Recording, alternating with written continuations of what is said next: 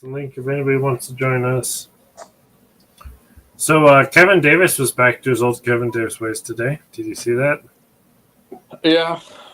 I don't know what his deal, what the issue is with the whole Anon comments, because I don't know. The only people I've heard make these comments other than Kevin Davis is Abate, was going on this Anon rant for a little while, and then what the other dude from Catholic Answers used to be the host.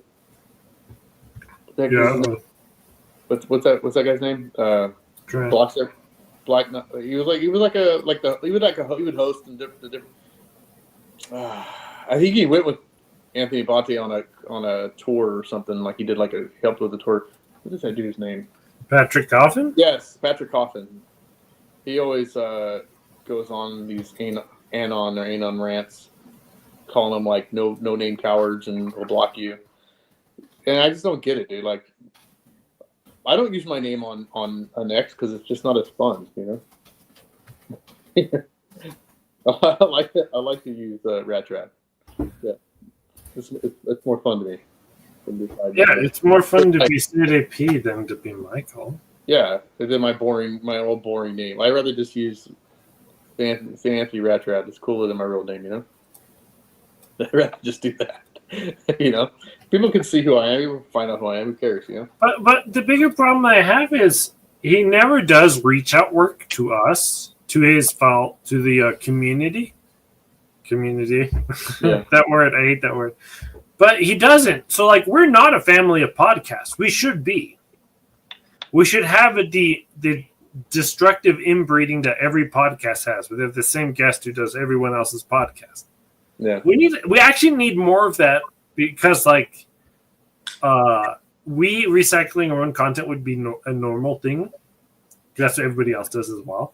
And then there he is, one of the bigger characters in the whole thing, and he's all like, "Oh, I only have important and intelligent people on my show. Oh, not these anons." We're like, your fans are anon.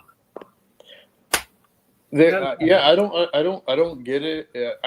I was hesitant to make comments about it. So apologize. I don't even know what I'm supposed to apologize for. To be honest, Kevin, I don't even when I did. So I did the show on Thursday, right? Mm-hmm. On Friday, I already forgot what I said on Thursday. Because I don't harp on things. I try not to, because otherwise I get scruples and I just keep going over 5 lines in my head over and over and over. Yeah. So I literally don't know exactly what we're even talking about, what I'm apologizing to that for. I do know what I could apologize for because there is something on my channel that I don't think anybody knows is there, and it's kind of a goof on him. But I've never made it public. It's unlisted. You'd have to actually know where to find it. Is this me dragging the 10 reasons for Sedevacantism, which I didn't even end up doing? I had clips and stuff planned for that. I was going to make 2 episodes out of it. I don't know. I've been seeing the comments. I haven't commented on it. I just don't. But personally, the Anon thing doesn't bother me. I don't care if someone has an Anon account. It just doesn't bother me, you know. And oh yeah, I don't know. I don't understand that kind of. I don't know. Yeah, there's a reason for that comment. In one of the clips I didn't play, I compared Bishop Pivarinus's top 10 list to your father, Mr. Davis's. Bishop Pivarinus's top 5 list versus Dan Davis' top 10 list, and there was only 1 carryover. So I was like, I forget what was going on at the time. I was kind of mad at you about something. Don't tell you about what? Kevin, come on, dude. Do a quick jump in. It's fine. You can come and hang out with me. Way out of my mind. We got nothing going on. You know, we're just. It's the funniest thing. The funniest thing on Twitter is when you open a camera. I opened up attacking the thesis and the totalist position because I'm kind of over it, and I got so much flack for that. I've also been a little bit silent on that too. I mean, I haven't been engaging in that either. I've been seeing. I'm not. It's entertaining, reading some of the comments and that, but I've kind of not distanced myself, but just I haven't been trying to get so much into the. These people are getting slaughtered by Father Lavery, and they don't even see it. It's really annoying. I actually, if Kevin's still watching, I liked his interview with Father Zepeda. I thought Father Zepeda's comments were really good. I agree. I thought this too for a while. I don't understand why thesis holders don't try to evangelize, engage the cardinals that they believe could change things. Because when they do, it's cringe. Have you seen Father Palma at tweet Vigano? He did. And he was like, please, Vigano, you should declare this guy invalid, a pope, and demand a conclave. And but not through Twitter and X and like things like that. I mean, like, kind of what Father Zepeda was saying, which is somehow try to reach out to him and, Got to get ready for Mass? Oh, yeah, that's right. He's in Germany. But I'll come on. What time is it? What time is it here? I don't even know what time it is. It's a 9:45. Yeah, it is. All the games ended a while ago. Oh, I think I guess Sean Strickland won. Good for him. I don't see how he won. I missed it, but it's all right. If you can jump on, cool. That'd be cool. Shoot. If your link is still if the link's still available in the comment section, I don't know how far back it goes. The link is still available. Well, fellas, I got to go in about 5 minutes because I got to get ready for church and get 3 kids ready, which is a little time consuming. But I figured being in the news again on X, I better jump on and not try to defend myself. I really opened a can with that one. Oh man. Yeah, I mean, you do you. I'm not hating on you. It's not my take. If that makes sense. You know what I'm saying? It's not a lot of people's take. I don't think anybody agreed with me on that one. It always kind of surprises me. It's like I'm really short in my opinions on that, and nobody else is. I'm really alone in that battle, it seems. As you said, a couple of these guys coughing, and I didn't even know Abate was against it, but he did a little stint of it. Coughing is the real annoyance. I'm gonna have to talk with him. He sounds like a guy I would be friends, I think. I'm not equating you to that guy. I'm just saying, like, I don't like him at all. Like, but I'm just saying that the take was similar in similar, but that dude's out of control. Like, he's too much. Yeah. I mean, but whatever, dude. Everyone has their own thing about it. I mean, maybe people. I mean, I'm on here. I've done interviews. The bishops have said who I am, so I'm not even too. I don't care, but I just like to use. Radtrack is just a lot cooler than my real name, It's just more fun. It's more fun. Well, I mean, like I've said, I have no problem with people being anonymous, but I mean, it's still there has to be a difference between people who do put their name behind it and people who don't, right? I mean, to me, that seems really simple. I will say I don't say crazy nonsense to people too either. I'm not going to be. I think I would say that I would say to you in person. So I try to do that. So that should be the principle for everybody, right? I think someone commented last night. They're saying, every Catholic shouldn't care because they're just going to say Catholic things. It's like, okay, fair enough. It's just not always the case. And when I got a non-bots in my comment section all the time, eventually it's like, guys, just there are non-bots. You just have to ban immediately. I got one recently. Certain people they lead off saying I'm a Catholic. They're just there to like personally attack you. I don't understand. Yeah. And plus, I run into people actually watch the channel. Like I ran into what's his name? Is it God is my judge or whatever that you're interacting with? I ran him at the Fatima conference. Cool. He's a great guy. I know him. I know him in real life too, and he's a really smart guy, really good guy. But boy, he and I fight half the time on Twitter. Twitter it enables fighting in a way that you wouldn't do in real life because it cuts through the formalities of being in person and talking. You know what I mean? Yeah. Like I'm not gonna like type what I would say. I don't know. That's one of the things about Twitter that makes it fun, but it also makes it not real life too, if that makes sense, Yeah. Because when I interact with people, I'm not going to just immediately start attacking them, on the topic. I might just chat with them up a little bit, Well, and that was my original point about the council issues, where it's like, hey, look, you can agree with the council, disagree with the council, whatever, but it's the people who are pushing for unity in the council. In doing that, they're attacking everyone on the other side. And it's like, guys, do you not see the irony here? I mean, like, do you think that's the approach? I mean, like, I understand pointing out error or disagreements, but these guys are getting really personal. I just saw that Zach guy called the RCI Royal Clown Institute.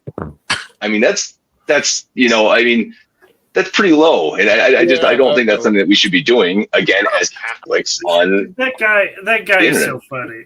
He's like me. He's choleric up the wazoo. He just it just goes off.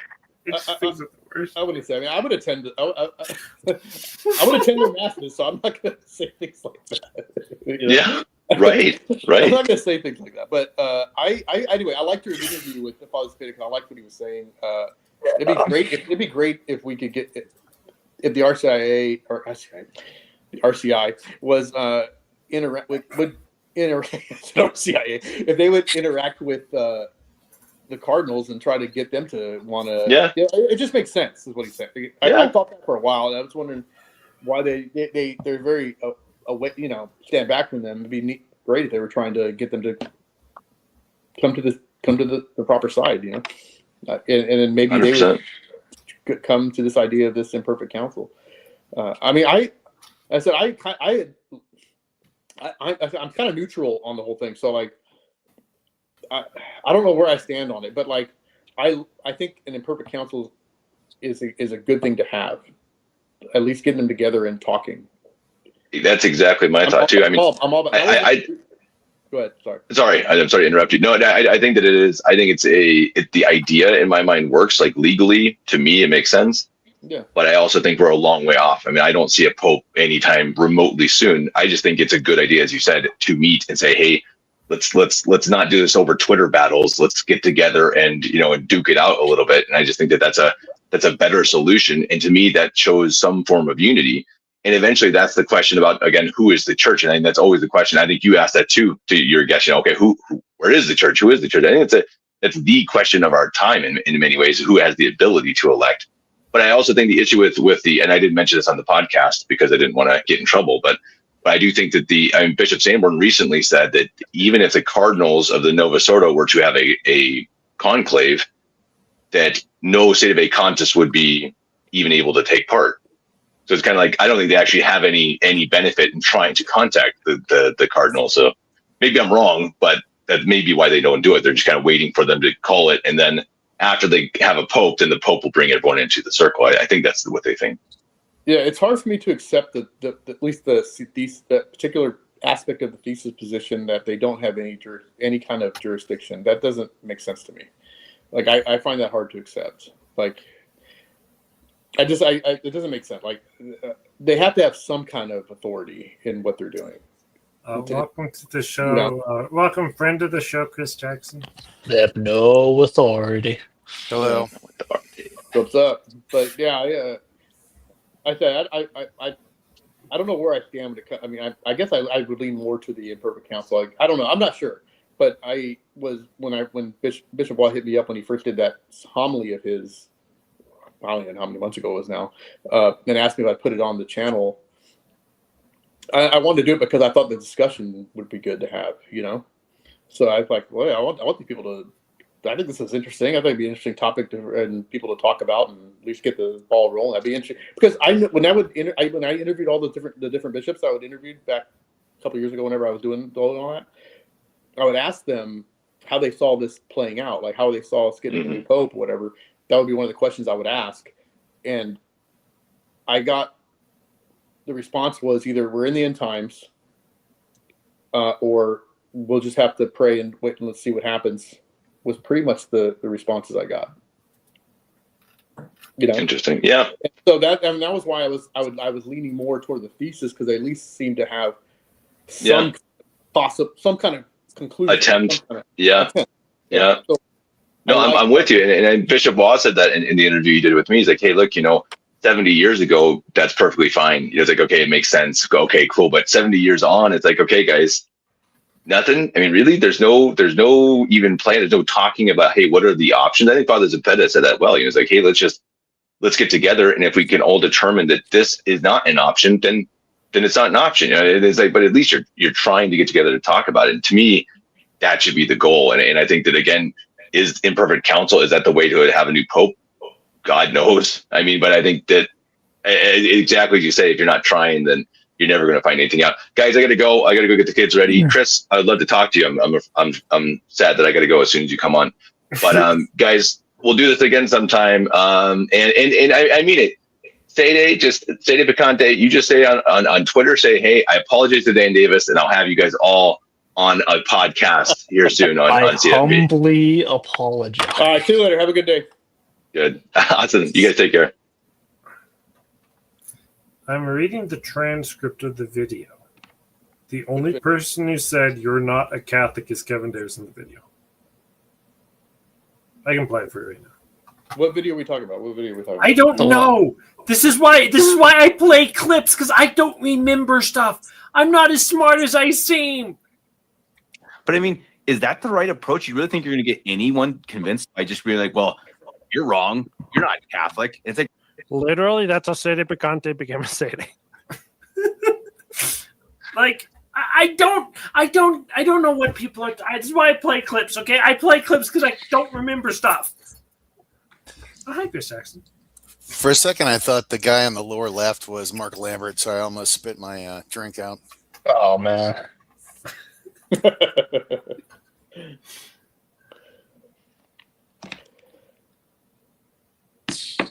mean, I said horrible things in that video, but I usually do.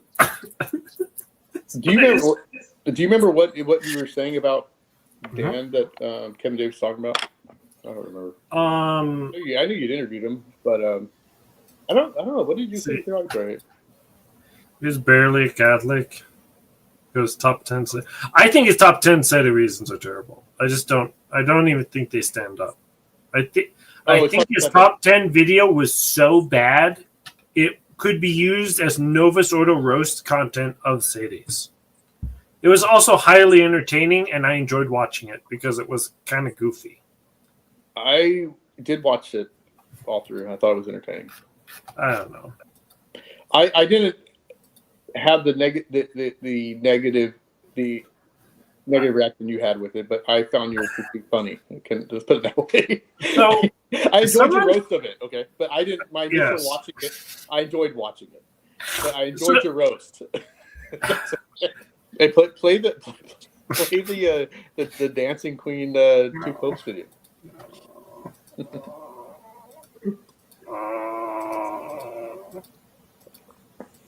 You put it on your Twitter, didn't you? I gotta look at it. Into the Sistine Chapel. Our only communication with the outside world will be through that chimney. White smoke means a new pope. Black when there's no results. La fumée qui va se dégager sera noire. Et les fidèles. Tenemos el humo blanco en caso de elección. Humo negro en caso de que no sea.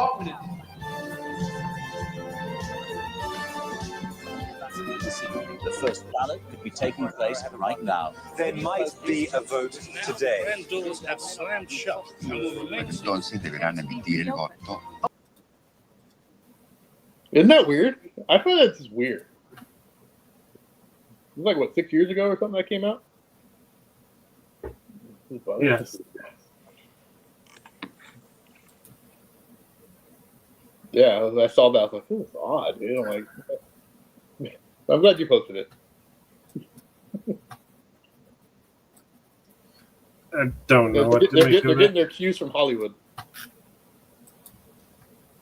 Did they use the background music 6 years ago? Yeah, it's from a movie from like 6 years ago.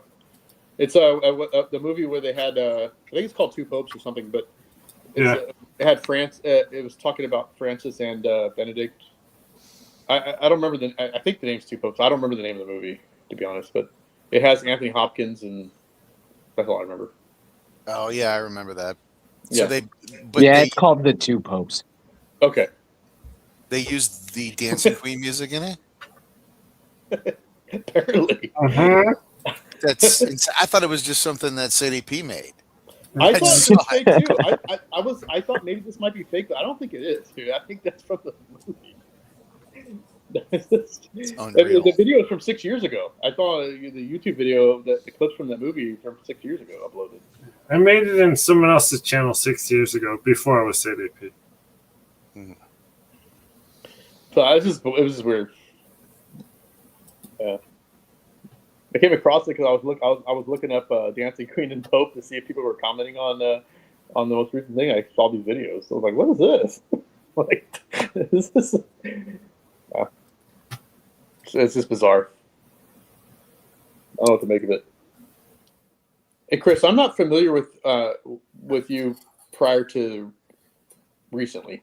And so, did you have a lot of history with some of the R&R guys like Matt Gaspers and these people that are commenting on you and that you've been kind of going back and forth with on X? Is that like a recent thing with them, or do you have like a history with them and it's kind of like a falling out, or I don't know? Like,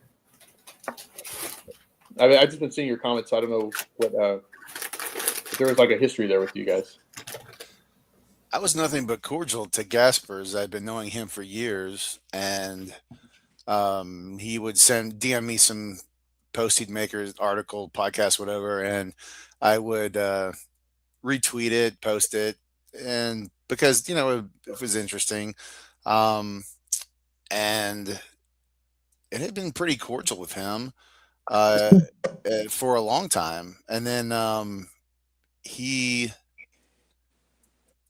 like snapped. I forget what it was on something that I wrote. I don't know if there's two things that seem to trigger Matt, and it's either Trump or Sedes. So it's like the tripwire, and then he sees red, and then he just goes, he just goes off. So I think I triggered both of them. What article was it? Intentionally or not, it wasn't even an article. It was just like a comment I made on Facebook or something. Oh. He was demanding to know something about I forget what it was, some technical detail about the terms of the ceasefire in Iran or something. And he kept on. It's always something nitpicky, it seems, with Matt. It's like very technical, nitpicky stuff, and he just goes to the mat on. And I forget what even the issue was. Some 10-point ceasefire. And I was like, it's not even confirmed that what the plan was. And he just started posting all kinds of stuff. It was about the Trump thing. And then with the SedeP thing, he just starts saying, even if he's a lost cause on that one. Yeah, but even if you are you're SedeP adjacent is what we would probably say. Yeah. So even if you're friendly to them, or you say, hey, we should listen to them, or you'd say, oh yeah, this or that argument. It's just like he's platforming SedeP. He likes SedePs. I mean, I was just talking with that Census Fidelium guy. I had been off Twitter for a while, and I forgot how just stupid these guys are. Oh, dude, I was engaged with him just not too long ago. It's just ridiculous, dude. He needs to change his name, dude. He has no sense of the faith. I mean, the issue is that he just went on. It's like I tweeted something, and then he went on this thing about De Romano Pontifice, and it's like it's not applicable to the situation. Like, I don't know if he just had a canned response. Like, he's just like a complete NPC, and that's just. I mean, these guys is just at the very least, not that he's great or anything like that, but at least someone like an Ed Mazza is something you could talk to. I feel but man, these guys are just. There's no point. There's nothing there. There's really nothing there. Yeah. And I also don't understand the SeDEs that go against people that are SeDE adjacent either, to be honest, dude. People that attack Christians. Many of them are Feniites, though, that do that. Okay. Okay. If they're Feniites, then whatever. But if they're not, or they go after Stephen Cox or whatever. I don't know. I don't. Well, I guess you have people like that Matthew Joseph guy who just can you so when Cox had Matthew Joseph and Gaspers on there, even though I think Gaspers was completely off his rocker, Matt was just insufferable to listen to. Like he was so annoyingly bad that I'm like, thank goodness I think they had Sean Johnson on there. And I'm like, this is like one guy that like I could just like, and he's like the SedeP Jason guy. Like I would think the SedeP would be like the one who'd be like, oh yeah, like we're with you. That is like, I'm like at the end of it, I'm like, that guy should never be on one of Cox's programs again. Ever. Because that guy he's just a waste of like he just wants to be vitriolic and like wants to be as like his SSPX comments. I'm like, I disagree with them in a lot of ways, but I'm like, it's just the way he delivers them. It's like he's just trying to be like a mean person about it, which is just like there's no reason to do that. I actually want well, at one point in time I could say challenged, but I was like, hey, let's have I'll have a discussion about this whole issue with the SSPX, his take on it, because I have a more friendlier take than he does, but yeah, I think me and you when we talked before, we had pretty much the same take. I mean, I actually my take was fairly influenced by Father Jenkins, I think. But anyway, but I think his take on it is a little bit over the top. but whatever. It's one thing to have like an over the top take, like like a Father saying, but he like goes on every day just making sure everybody knows like that he has this take, and it's just like, okay, like we got it, like that's enough. He can come across that way for sure. Yeah. I just don't get I'm glad when we have people that are, I guess you could say, SedeP adjacent, or, whatever, if they want to call them that. Because to be honest, they're friendly with us. They're willing to. Yeah. They're hearing. Like I don't care if Chris like never recognizes like Sedevacantist, because like to me the problem is primarily like the points of agreement should be: did Vatican II institute a new religion? If answer yes, good. If answer no, like we can't really talk. If you're opposed to the Nova Soto, I'm. And then the second issue is the SSPX issue is if Vatican II instituted a new religion, which I'd say the SSPX would absolutely agree with, is the institution promulgating said religion the Catholic Church? And the SSPX will say yes, and I think that's insane. That is, I agree with that. I mean, I'm not an SSPXer, but like. But then after that comes the question of, can the head of this, institution that is not the Catholic Church simultaneously be the Pope? And like that's like the least important question for me. I just don't understand that. So I don't understand why they're attacking, say, Chris Jackson for this, but I understand why people get upset at, like, for instance, Matt Gathers. They get triggered by SedePs because they don't have a good response. I think you can only lie about Robert Bellarmine for so long, and in so many ways, right? Because like the lie is the same lie over and over again. There's not like a real variation or like even like a different point. So like every time they're like, yeah, but we're not talking about private heresy or like personal heresy. No, we're not. Right. So like, yeah. Well, sometimes they'll say like, well, some people will make the personal heresy argument, but no matter what, the 5 opinions have to do with the Pope as a private heretic. It does not have to do with a man promulgating universally heresy. It has nothing to do with that whatsoever. So that speaks to, again, like the indefectibility and fallibility of the church. If the church is capable of promulgating false doctrines universally or intrinsically evil like universal disciplines, then it can't be infallible in faith and morals. Period. Like that's your goose is cooked. You're done. I mean, they promote they promote ecumenism, which is it's apostasy. So, and they promote it as a virtue. So, well, that's the other thing is like the Sensus Fidelium guy is like, why are you so why are you so? Or I think it was something about to SedeP about like the whole Pachamama or something. I forgot it was what you were mentioning. Is like the issue is not like the act itself. It's just that the issue is that they are approving of this act because they have it's a manifestation of the fact that they have a new religion. It is okay in the new religion to do these things like Assisi or worship Pachamama, which, that's like another thing. It's like, you don't need an idol for Pachamama. Oh, it's like, well, was there an idol? And it's like, Pachamama's earth worship. You've got the ground. They teach this as virtuous, and their saints do this. So that therefore they fail on morals. I mean, yeah, and that's the issue is like you don't have to make the argument that any of these men are actually heretics. You don't have to prove that. You just have to prove that they're promulgating a false religion. And like, there's no denying this. I would love to talk to Esquire, even though he's annoyingly weird on this position, because he'll say, yes, these doctrines are false. Yes, these disciplines are evil, but it's not a new religion. And I'm like, I don't understand what that means. Like, I don't know how you can say that. It doesn't make sense. They have to know that. I don't know how you can't not know that. I just think. Oh, sorry. He'll say it's a new religion. What he say? What I don't understand is how he's saying it's like, oh, it's not the church that's promulgating this religion. Then who is it? Who is promulgating it? And is this institution the Catholic Church? And if he's going to say, like, he ends up making some wishy-washy thing about, like, well, you know, we can't say that the hierarchy is the church. Well, it's like the teaching authority of the church is the hierarchy. It's one and the same. It's coming from the one they say is the Pope. I mean, what do you...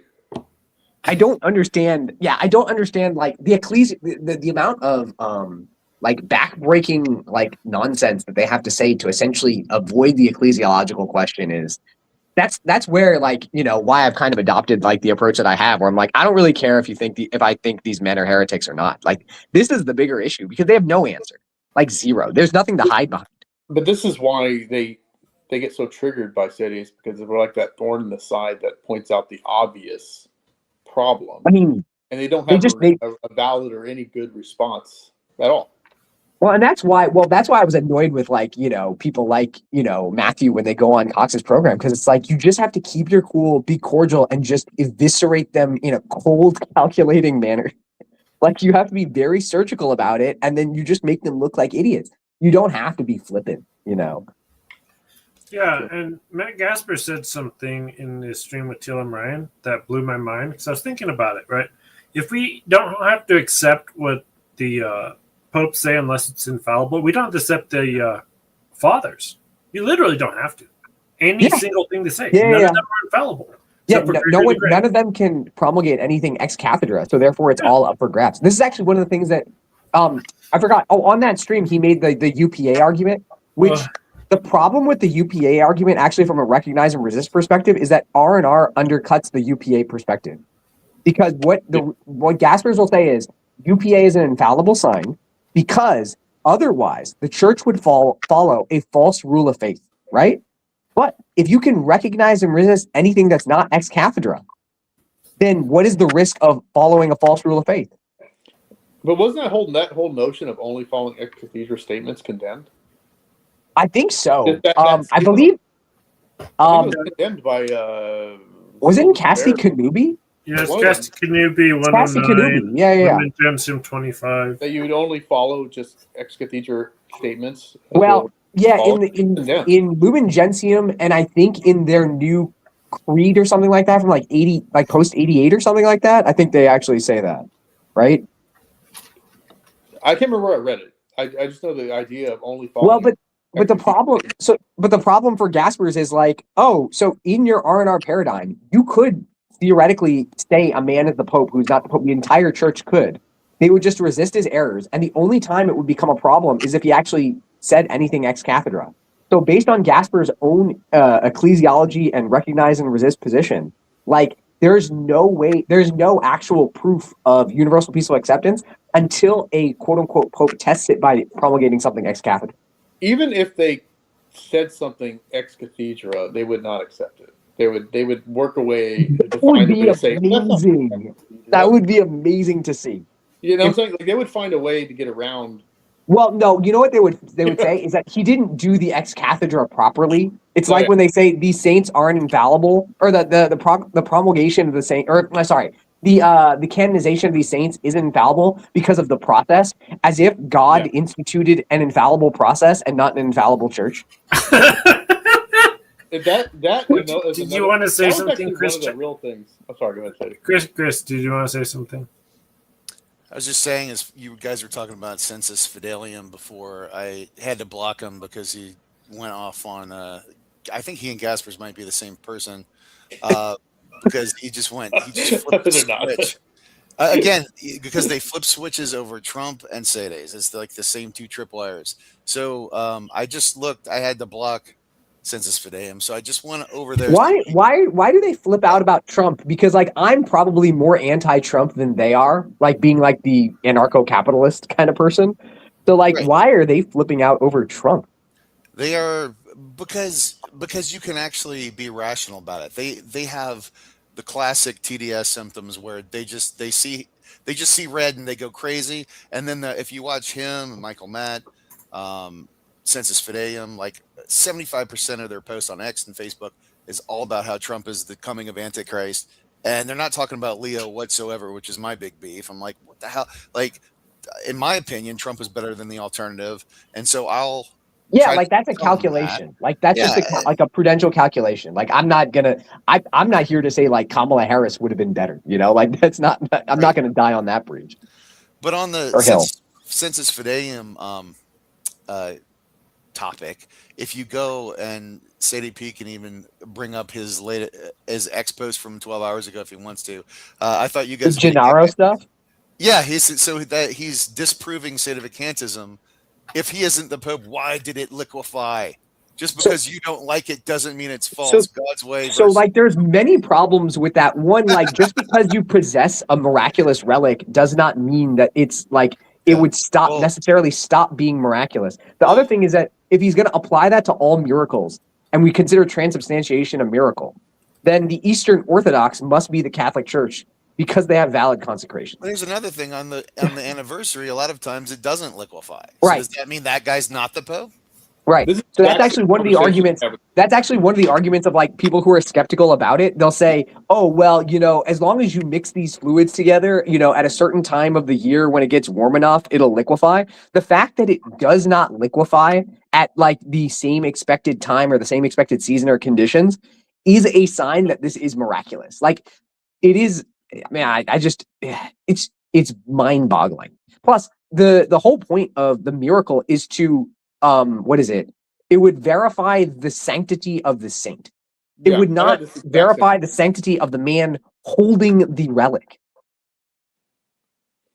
No, I hear you. I think that's a ridiculous. It's a ridiculous argument. And then Mark. Well, it seems to be making the rounds. It's like why are you? Why does that make sense to them? It's wild because like I saw, but the thing is that it was like making the rounds, like almost like when you know how like have you ever understood like the cathedral from like a Mencius Mulbug Curtis Yarvin perspective? I don't think so.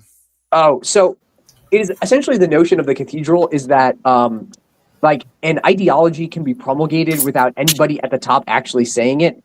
I won't go into the mechanics of it, but it's the same idea of Trump said at Charlottesville there were good people on both sides, right? Nobody needs to tell anybody to say that on one side, but once it picks up, they all kind of see like, oh, well, if the New York Times says it, it's safe to say, and then it's something that kind of gets promulgated through. It felt like that where I was seeing all these things on the timeline where they're like, all these people posting the same thing about San Gennaro, and then they're all saying like, SEDEs explain this. I'm like, when did SEDEs get so popular in the discourse that the first thing that they think about is to tweet this? And it's like 10 or 12 people I saw on my little timeline. So I imagine it was way more than that. One thing that's funny is that in the minds of apparently Gaspers, Abate, Abate, who hasn't even read Vatican I, is a whole other kettle of fish. Like he's just. It was hilarious because I'm apparently so influential.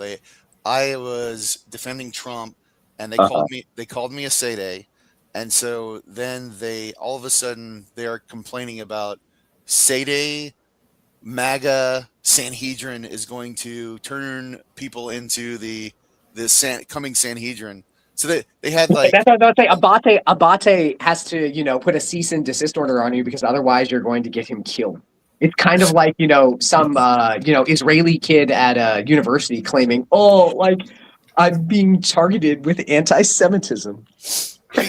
All of a sudden he's like it's this fiction is invented by Gaspers and Abate that there's teeming hordes of Sedes who are wearing MAGA hats who are going to go and put Abate in jail. It's weird. It's like Sedes coming from the kind of like the libertarian anarcho-capitalist thing, like there's a similar thing with anybody who wants to trash like libertarianism, because like essentially what they're saying is SEDEs are irrelevant, but they're actually also simultaneously so relevant that they can ruin your life, which is the same as when people say like nobody really cares for libertarianism, but then like all the problems are because America has adopted libertarian policies. So it's, and they're not libertarian whatsoever. But it is the wildest like thing that you just have to you really do have to beat them over the head in a public forum about it in order to see if they have any shame about what they said. Like that's the only thing that you have. Hey, Gaspers just seems like he read the Cisco and Salza book, and he just quotes chapter and verse like it's holy scripture. Have you ever read Cisco and Salva's website where they essentially post like long excerpts, but then when you read the actual excerpt, it's like, yeah, that proves the other side. I can't read their website. It's too long. No. One of their articles it's so long. It's like 6,000 words. It is really amazing how bad they are at it. Like Father Shikata is actually pretty hilarious. If you ever watch his video of against Salza and Cisco on their book, he just goes and summarizes a chapter and be like, this is irrelevant, and just rips it out of a book of it. It is I mean, pray for his soul and everything. He was from an online marketing standpoint, of all the Sedevacantist priests, like he's impressively good. Yeah, I remember that video, but it seems like you can't talk to Matt or Sensus Fidelium about Sedevacantist or politics. No, and you saw how he acted with WM Review. Like everybody and their mother who actually reads WM Review, it's very clear that they take the Sedevacantist position, right? They take it a little bit differently than like, your classic 58 Sede. But they do take the Sedevacantist position, and it's very apparent. And I remember he had this like long rant that like the WM Review was this duplicitous, website because they hid the fact that they actually acknowledged like Sedevacante. And I'm like, what kind of nonsense is this? They were Gaspers was upset that LifeSite published them and didn't reveal the fact that they were Sedevacantists. That's why he wants to label everyone Sedevacantist who he disagrees with to discredit them.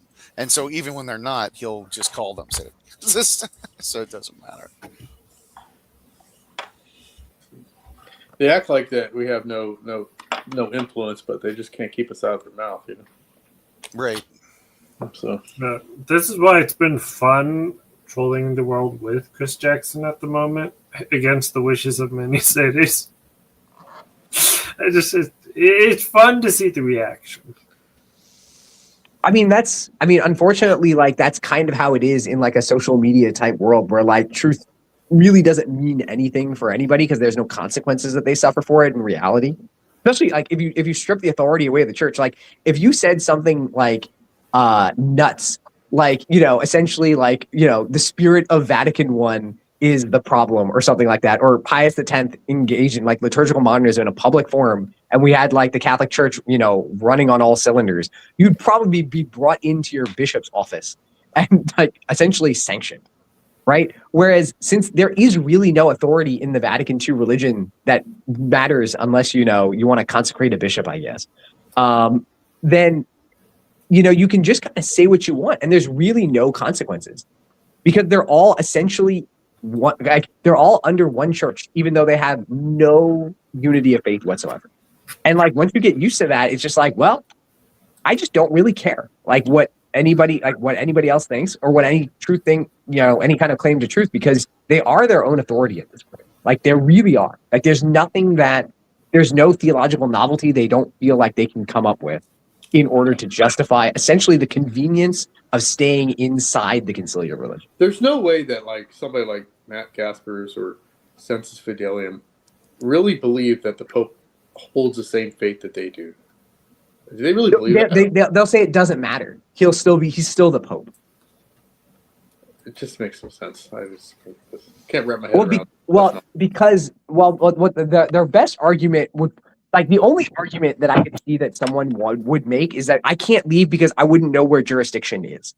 So since jurisdiction can't be found among the SEDEs or the SSPX, then I might as well stay here because I don't understand how this is going on, but at least there's a notion of jurisdiction, they could say. Right? Because that makes no that's sense probably to me.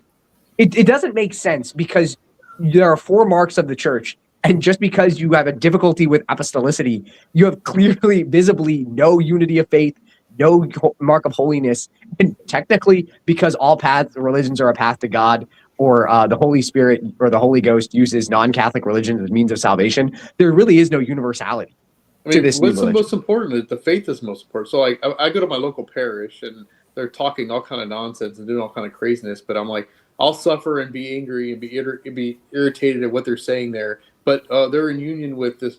There's a structure there, but they don't have the faith there.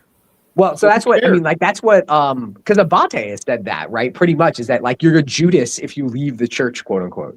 And I'm like, that is like the most nuts thing I've ever heard. It'd be like telling an Anglican, right? Or sorry, an English Catholic, right? When Anglicanism comes in, you need to stay there and convert these people, and change them back to being Catholic. Otherwise, you're a Judas to the faith. And it'd be like, if he said that at that time, obviously it'd be stupid as heck to say. It would sound really dumb. But I bet you those English martyrs were said the same thing to them.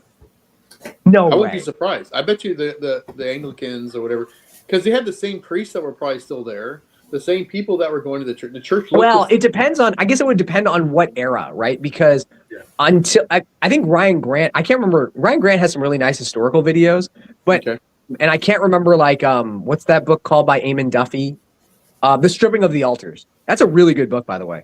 On the kind of the descent of England into Anglicanism, but really your life didn't really change until the Book of Common Prayer was instituted. Right. So it's kind of like Vatican II in the sense where it's like Vatican II went off, but if your bishop really didn't do anything to impose it, or your priest didn't do anything to impose it, like life just kind of went on, right? Until really the imposition of the Novus Ordo.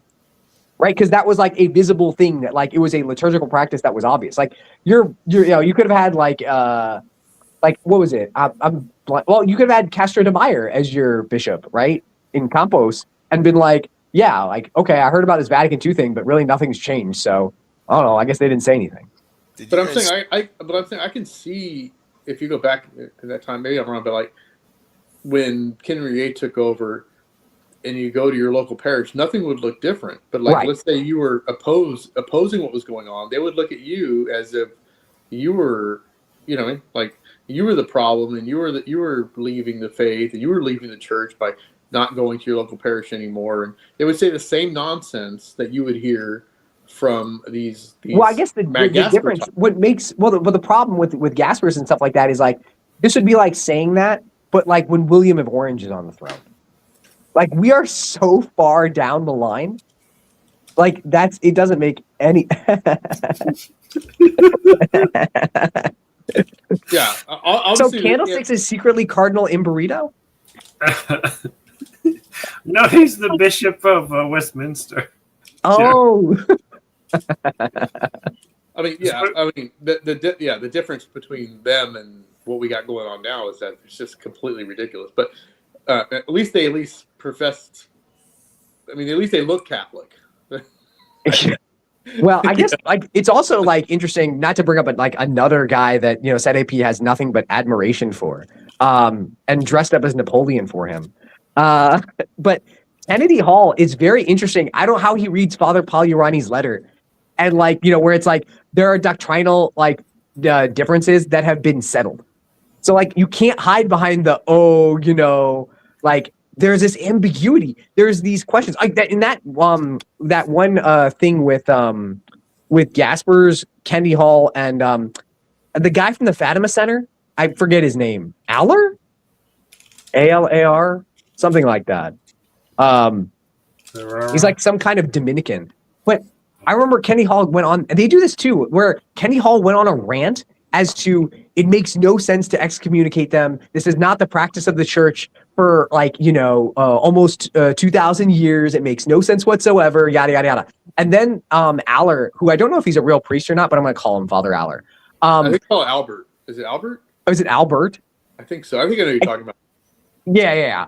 So he just very calmly said, well, it is kind of because they have a new version of like jurisdiction where jurisdiction gets conferred with Episcopal ordination. Then Kennedy Hall goes immediately to be like essentially he talks about Lumen Gentium as at 22. Like he knows it completely. So he just went on this whole performative rant where he's like, it doesn't make sense. I don't understand oh yeah, they have a different sacramental theology and ecclesiology, and therefore it makes sense. I just disagree with it.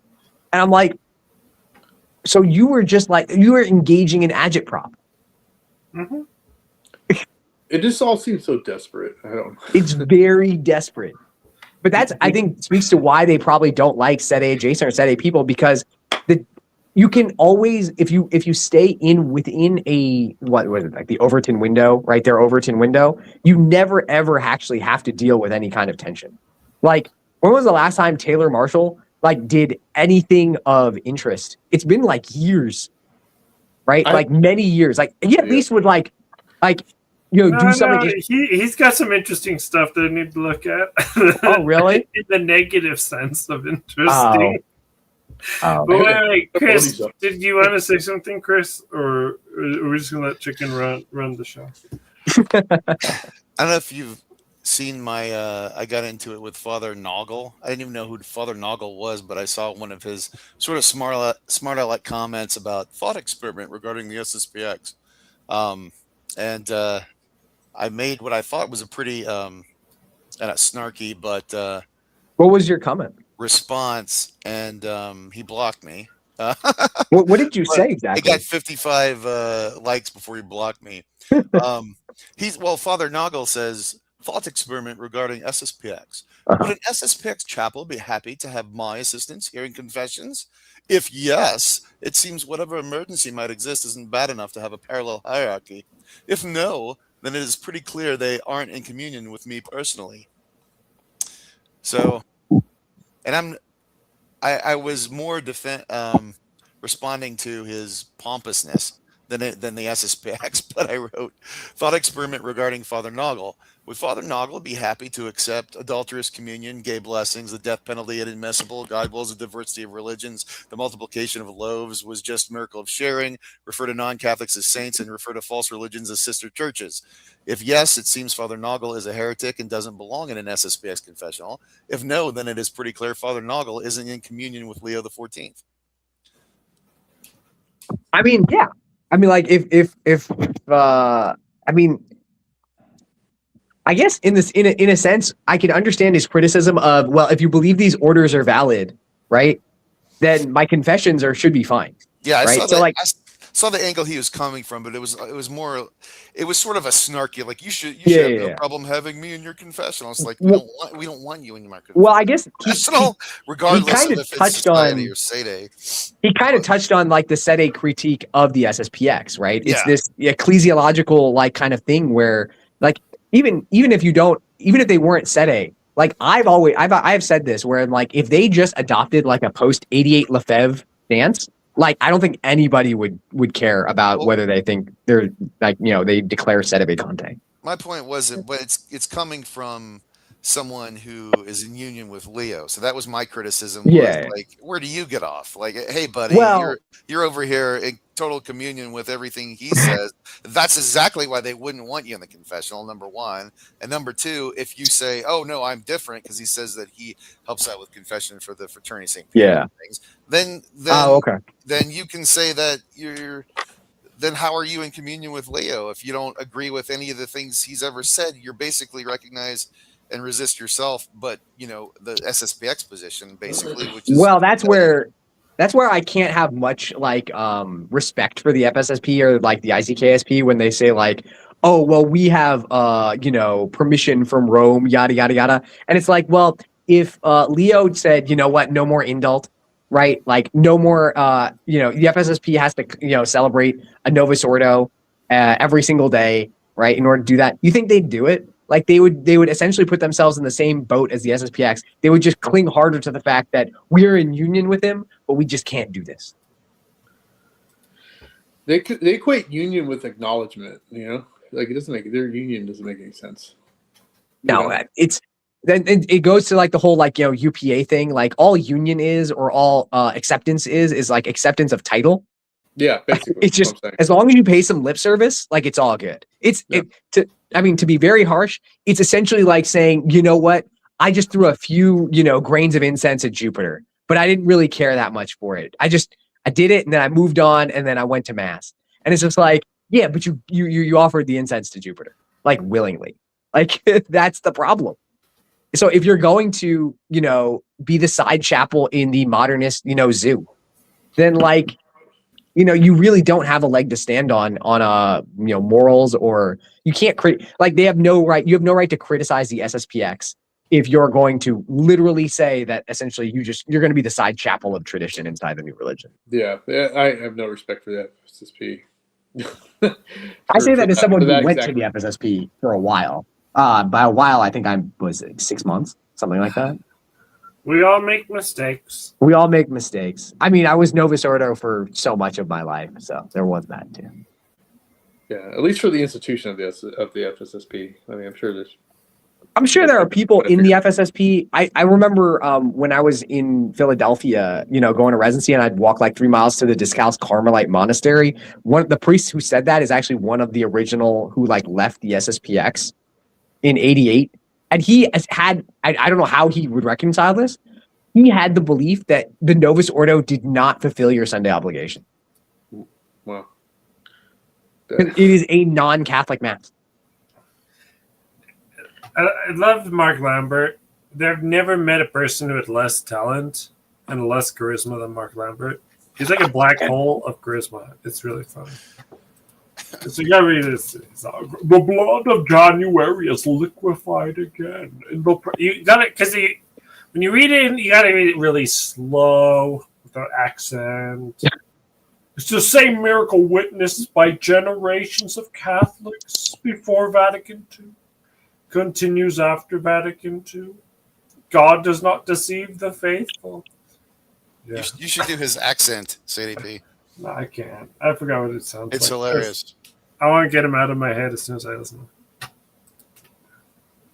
In every age, there are crisis, scandals, confusions, and terrible sins. How does that sound to you, Chicken, as a doctor whose job is to, fix things? Don't you know that there will always be people who are hurting? So, why even be a doctor? I ask myself that every day. It's like the mail; it never stops coming.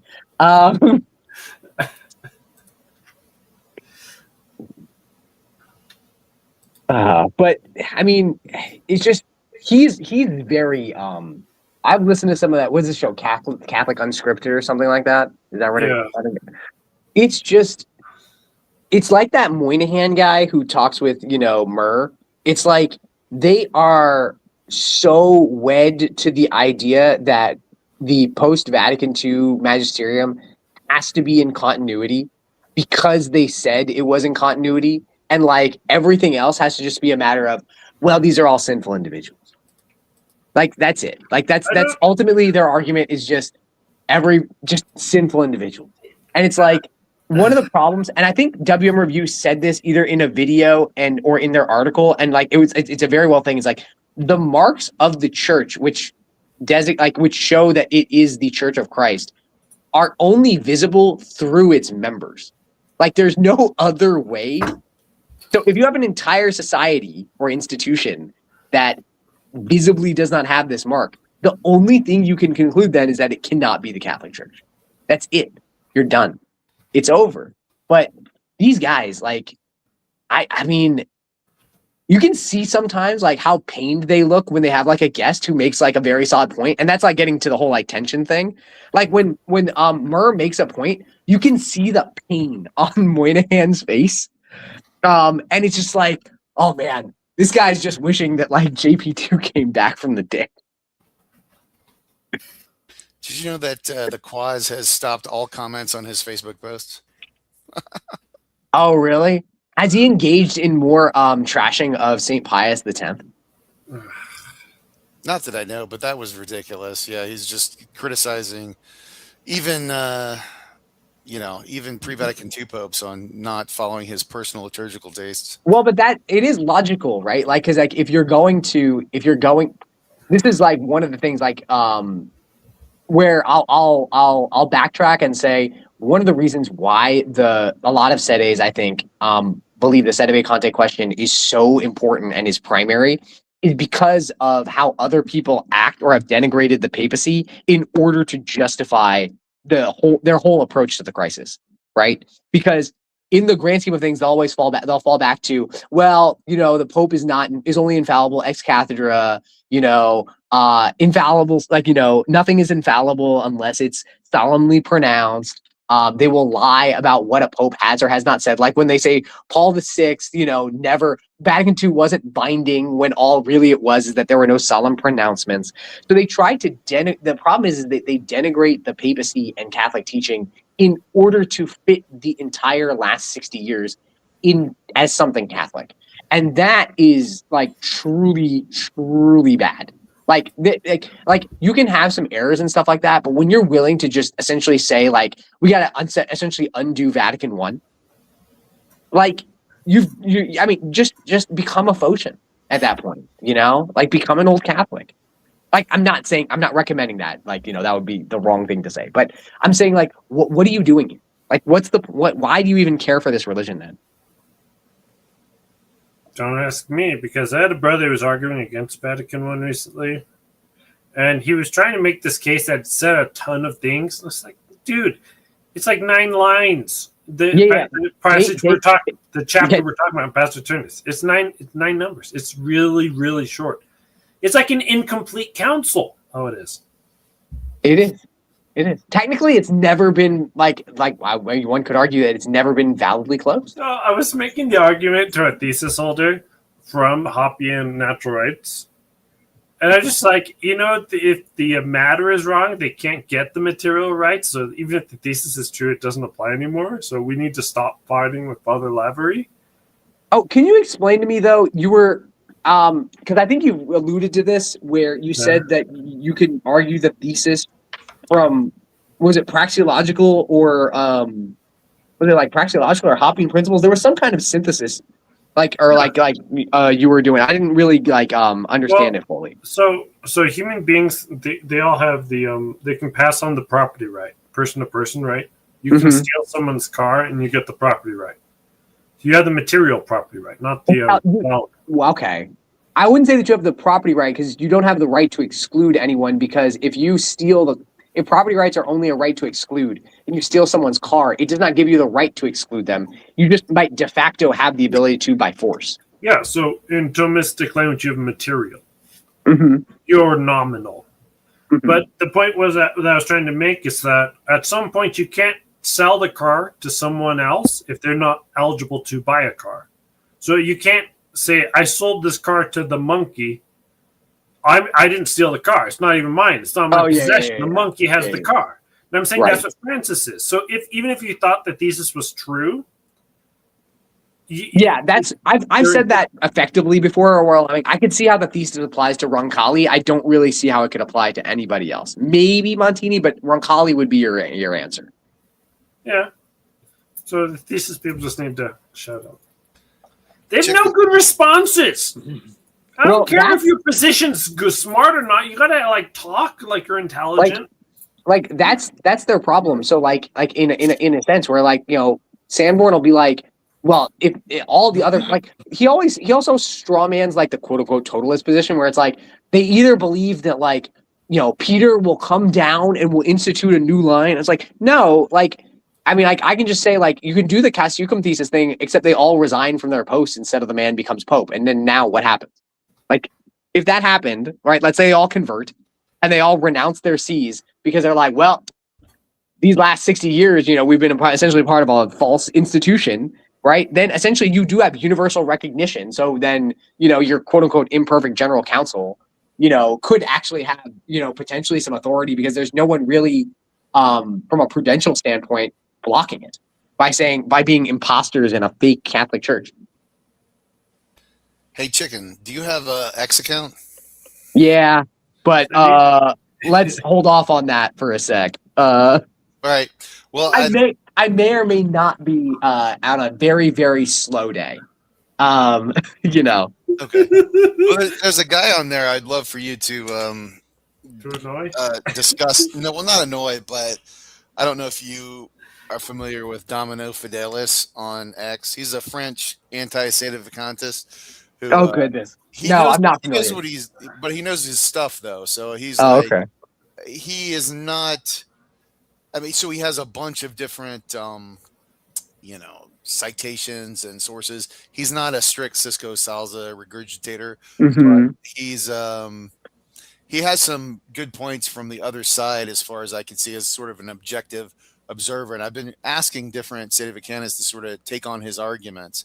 And for whatever reason, they don't want, especially like WM Review, I've said, why don't you engage this guy? And I would like to see it back and forth and see how you respond to him. But he's just like, that guy's a troll. I'm not going to, and I don't think he is a troll. I think he's sincere. I mean, he disagrees, but I would love to see a Sedevacantist go back and forth with him and see how he responds to his arguments. Because I've not seen, because all of the Sedes I've talked to avoid him.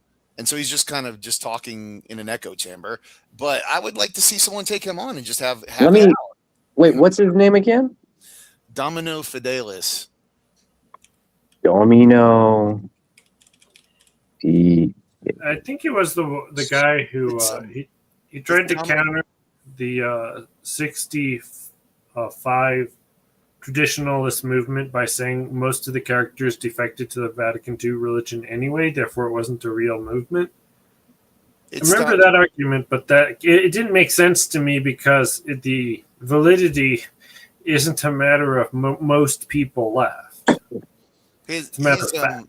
At Domino Fide, at DOMIFIDE. Yeah. And then there's another one that's similar that I think he's too, but so really, I mean, like just skimming through, like he is just, I mean, remember how I was saying, like, if they're going to make an argument, it's going to be an ordinary jurisdiction argument. And like, it seems like just combing through that tends to be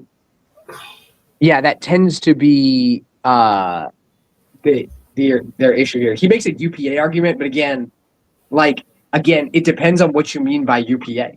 Like, if you mean UPA means title as Pope, then fine. You think that it means title as Pope. If the essence of the papacy is a title as opposed to universal jurisdiction, then, when, like, for example, when Humane Vitae gets released and everyone's just like, or all these Canadian bishops are like, we don't really care, right? That would be quite essentially a wound, right, to universal peaceful acceptance. But again, like the only way to really have them come to grips with the nonsense of their argument is for one of these guys to have promulgated something ex cathedra and then essentially have people just say no. Because like Fiducia Supplicans led to a schism among the African bishops. Like the African bishops were like, we're not doing this on moral grounds. Like this is contrary to morality. And then, if I remember right, someone, maybe it was Fernandez or maybe it was Bergoglio or whatever, essentially said, oh, no, they're rejecting it on cultural grounds. It would be too difficult to implement or to explain to people in their culture. And it's like, no, that's not what it was at all.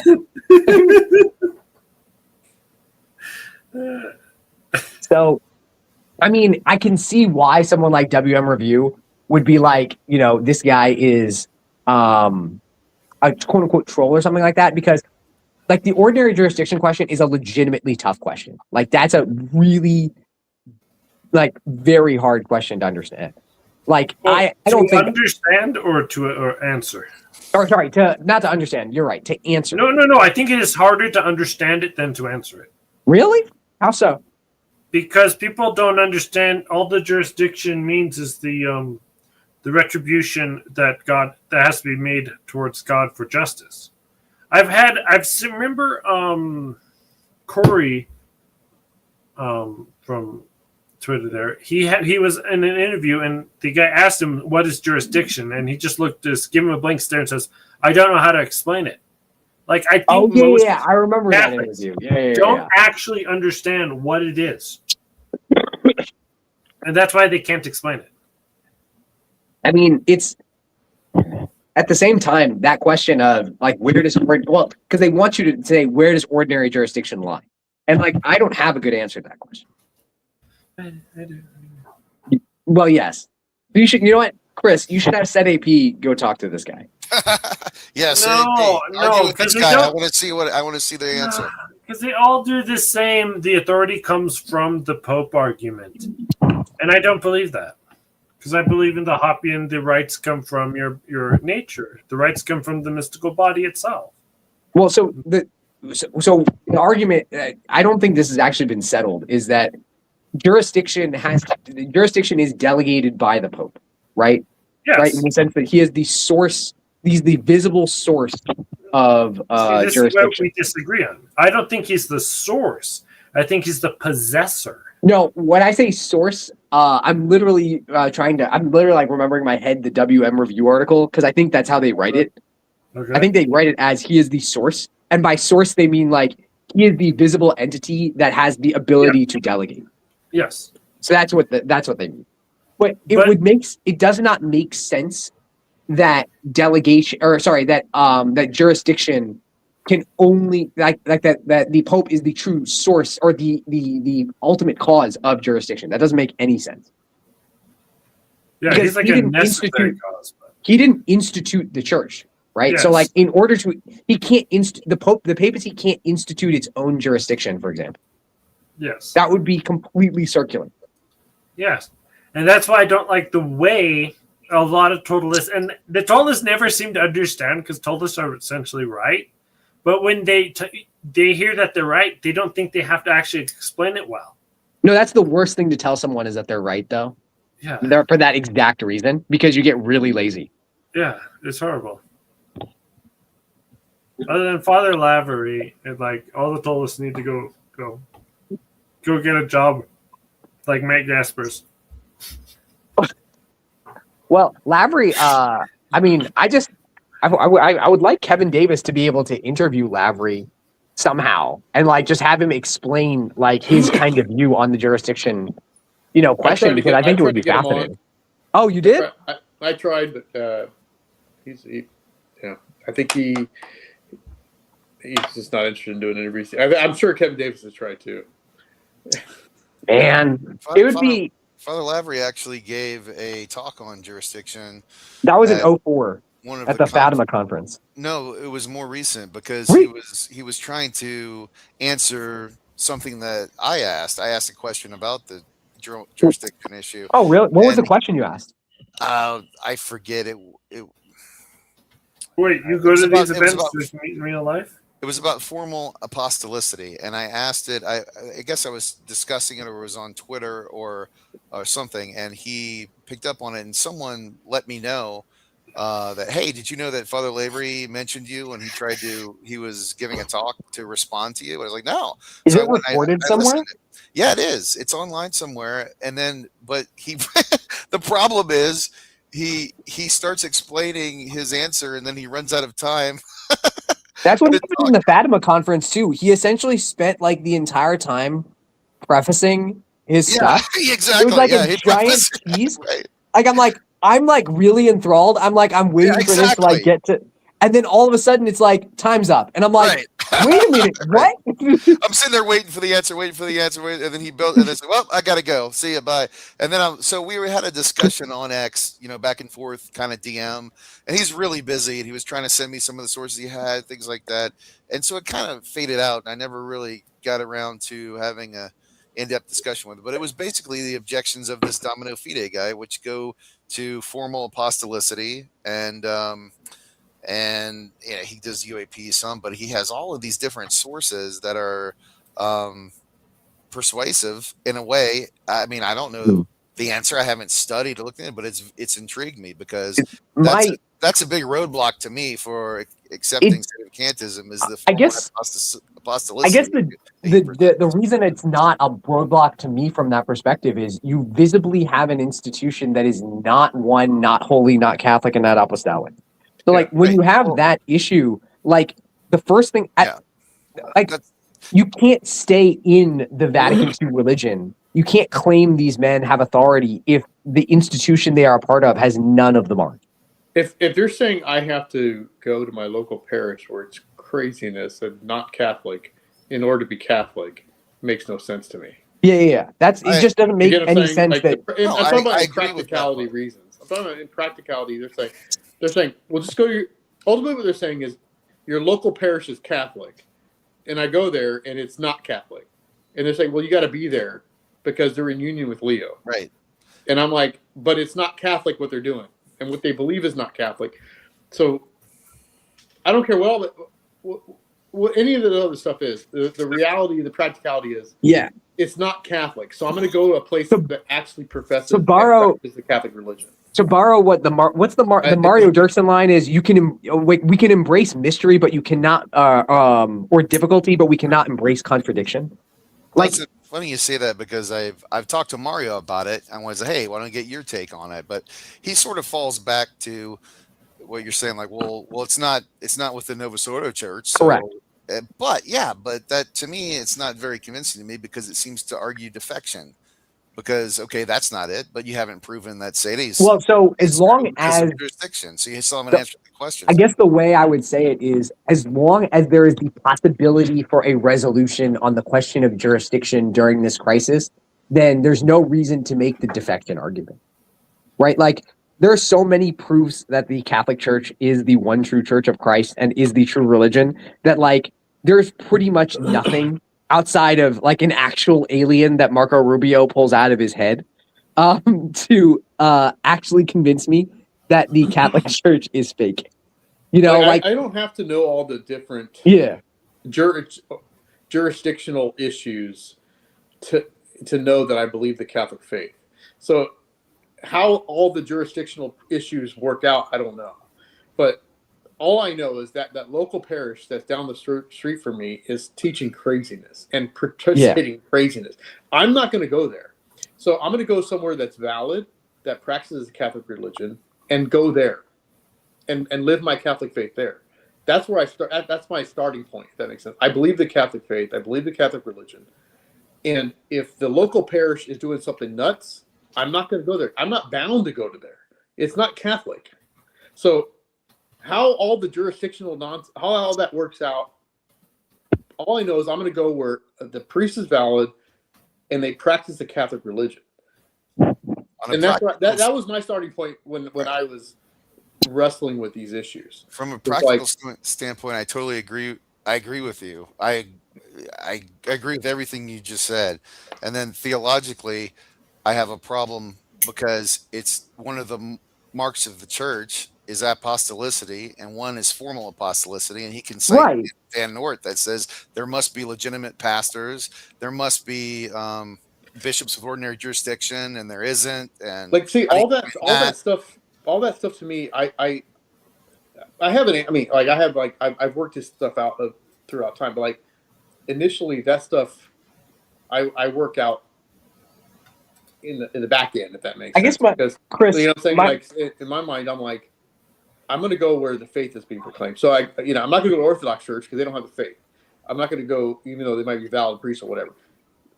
The local Novus Ordo parish is doing nonsense. I go to this priest, they're practicing the faith, and then I try to figure out all those issues because I accept the faith as what it is. So if I believe the Catholic religion, I'm going to try to find where that religion is being practiced and done. And then try to figure out what this crisis, what's going on with this crisis, and how do I reconcile the idea of, like, do these people have jurisdiction? Is there this epikeia thing? How does all that play out? And then I work that out in my mind. But initially, my resolve was, I can't go here. So where do I go? Like, where's the faith? Chris, would you argue that the conciliar church is one in faith? Well, no, but let's go. Wait. So again, if we believe that I guess the difference is, like, I have no reason to believe that the Catholic Church could ever defect. So that means that if this institution, has 0 or 4 marks, then it's like, Radtrad is saying, like, if they have none of the marks, the first thing I have to do is extricate myself from the situation, right?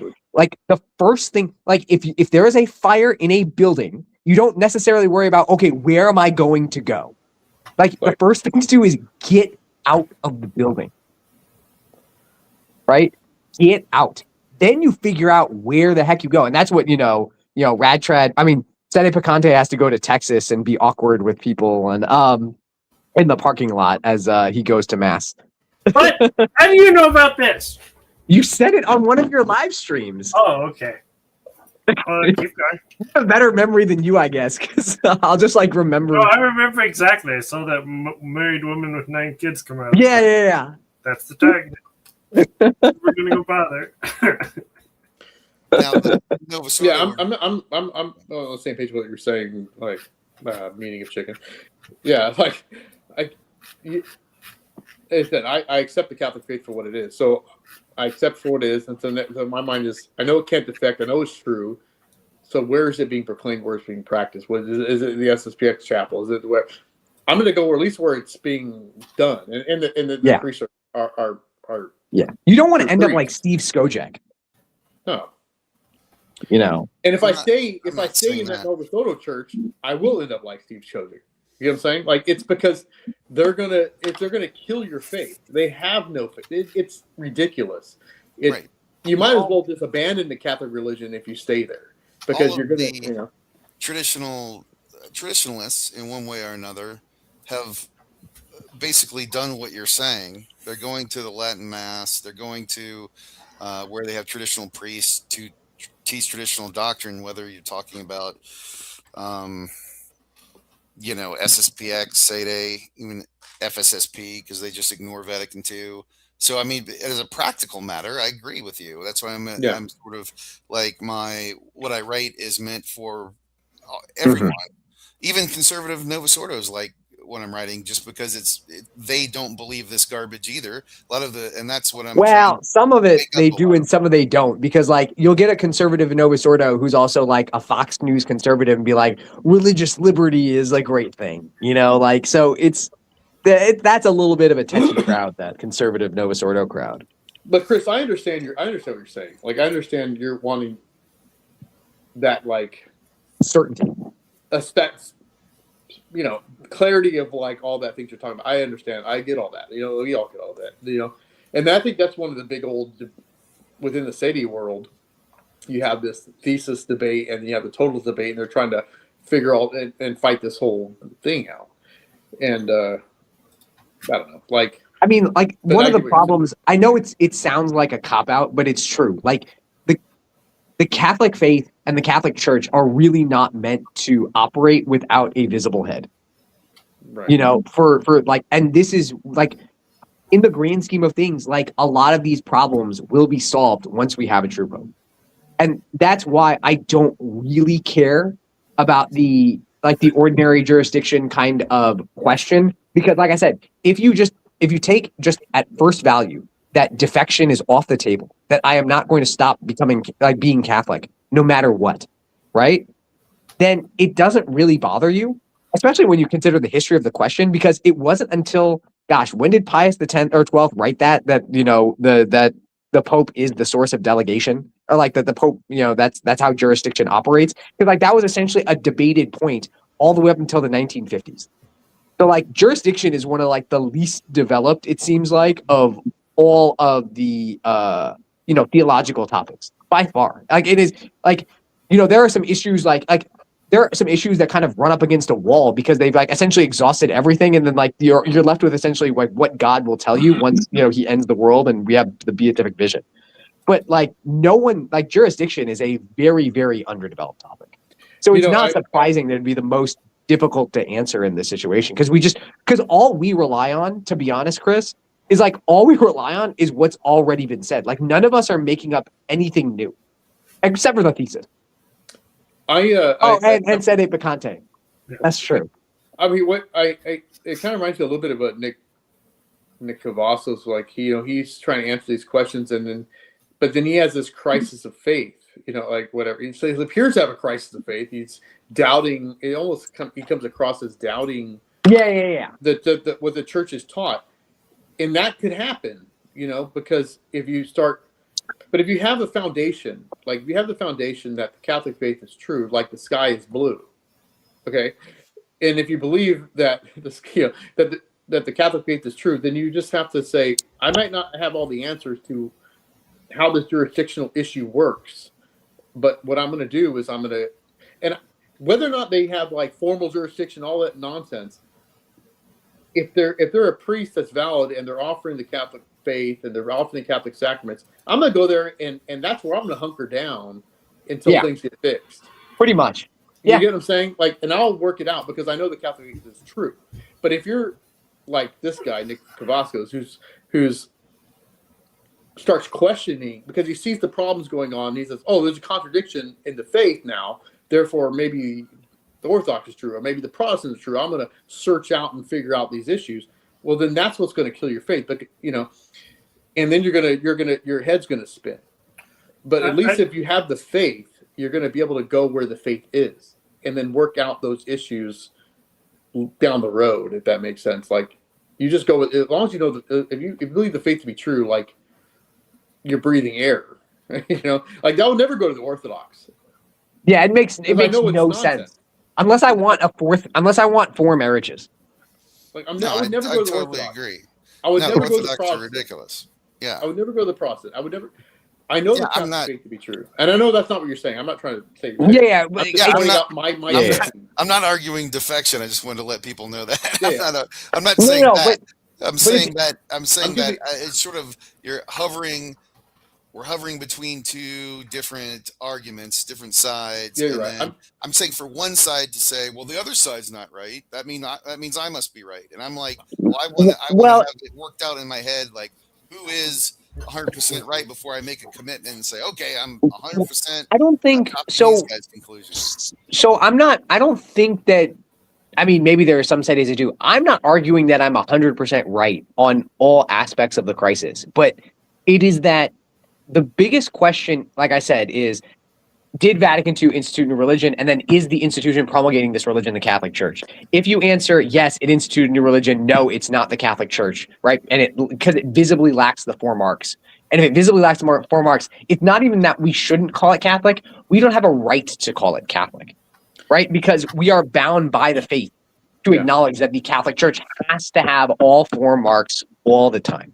So therefore, if you agree with me, Chris, that this institution, right, is not one in faith, that they are not holy because they have universal promulgated doctrines and disciplines that are contrary to the faith, that since, they have explicit doctrines that say that essentially non-Catholic religions are means of salvation, they're not universal, and that since they don't have apostolicity of doctrine and nobody has a mission to promulgate a false religion, they wouldn't have formal apostolicity, then even if there is a question of Sedevacantist, SSPX, et cetera, in terms of just formal apostolicity, right?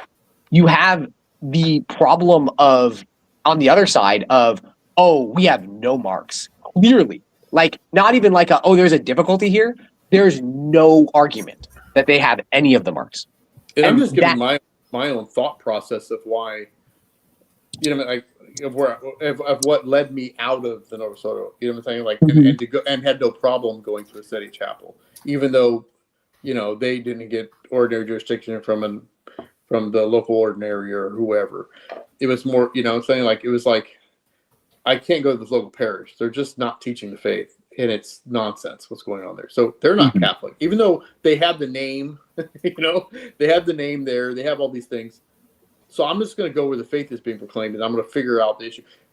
I think most people start. I have to feel like you were much more logical than I was, because like I recognized Sedevacantist while I was in the FSSP on like a heresy grounds.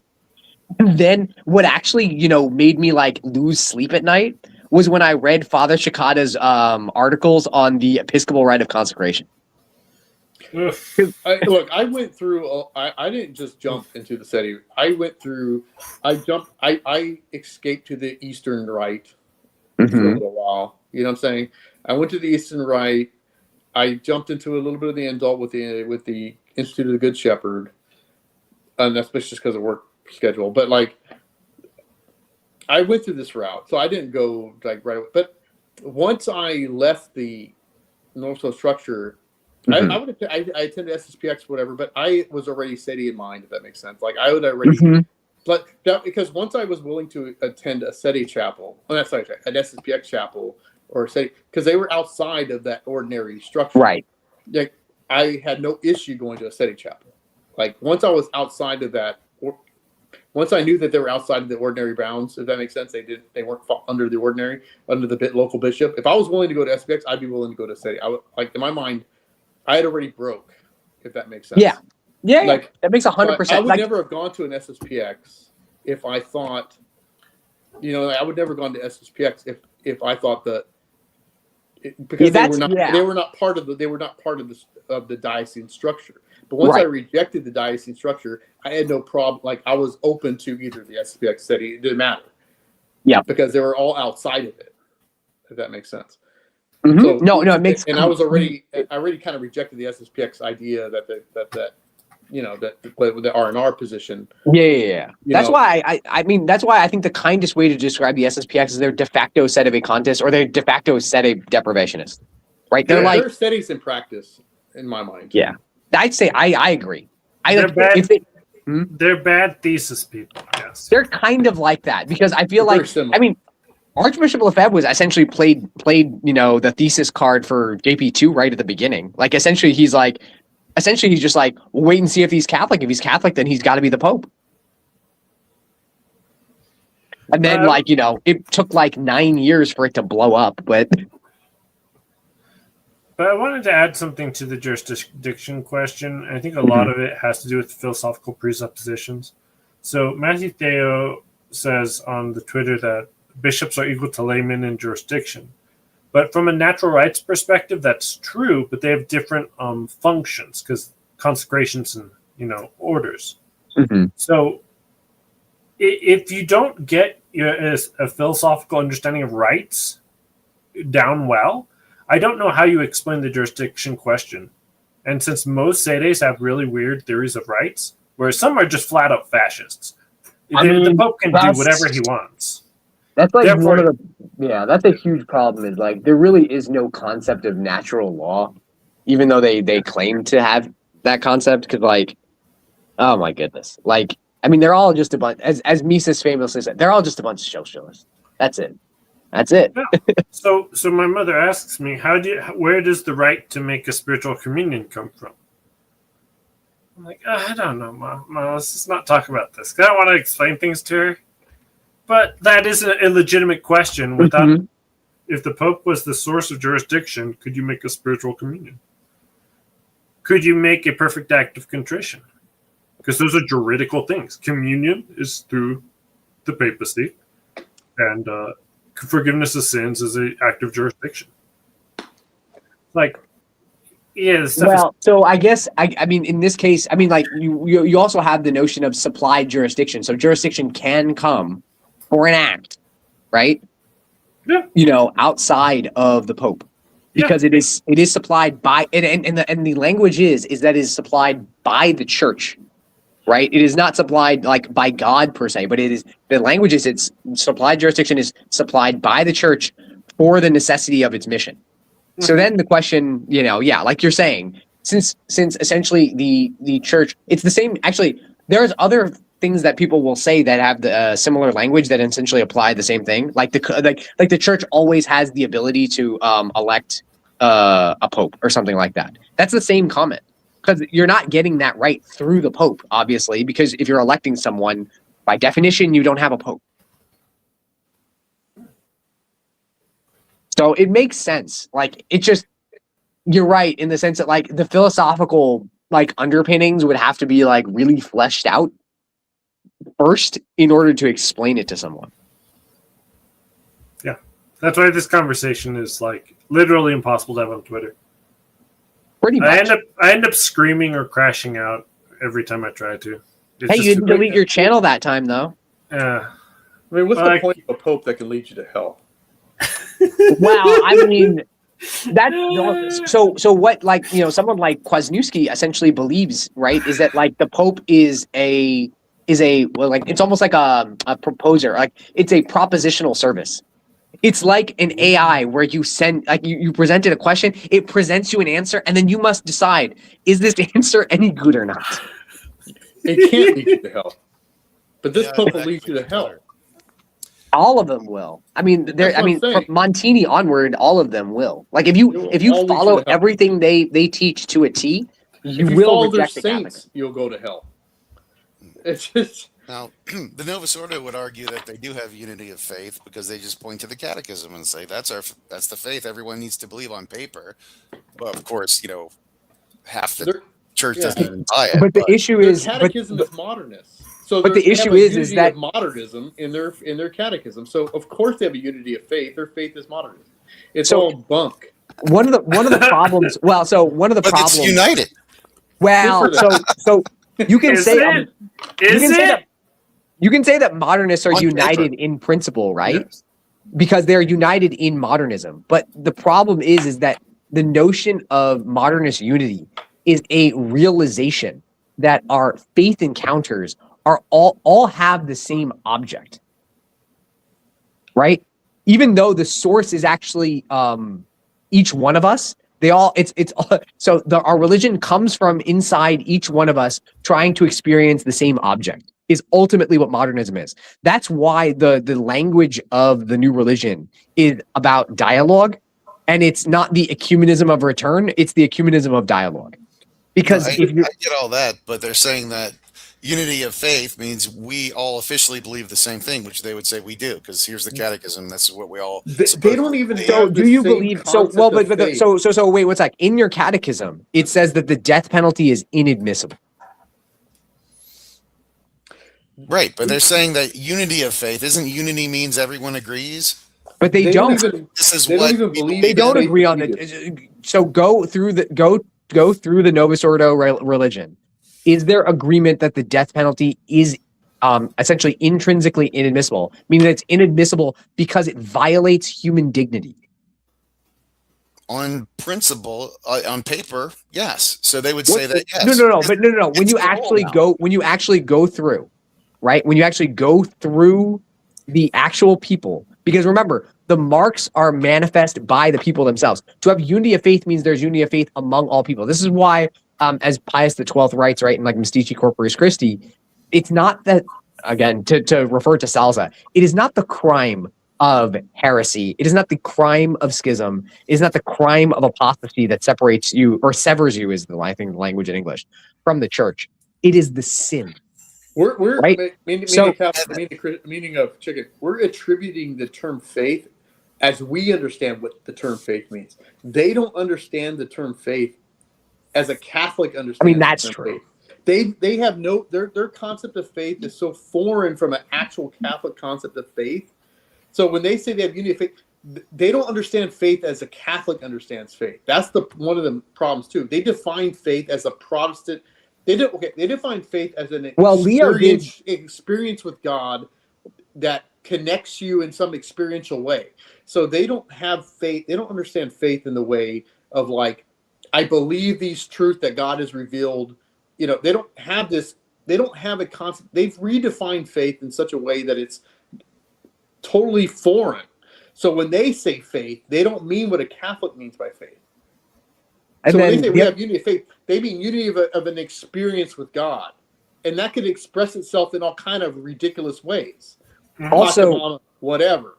Also, Chris, if you went through the Vatican II religion, how many priests are willing to give communion to a Protestant or a Eastern Orthodox who manifests a true belief in transubstantiation? I would like to say at this point, I did never go to the Diocese of Fresno. I don't know who that bishop is, and he definitely did not give my youngest sister confirmation. Wow. Okay, I have no idea where this is coming from. And that's why I think this whole concept of their catechism is like an old holdout. They don't care what your catechism says, and then that thing can change as Chris, which catechism do you follow? Do you follow the catechism that Bergoglio amended, or do you follow the 92 catechism? Which one do they follow in that religion?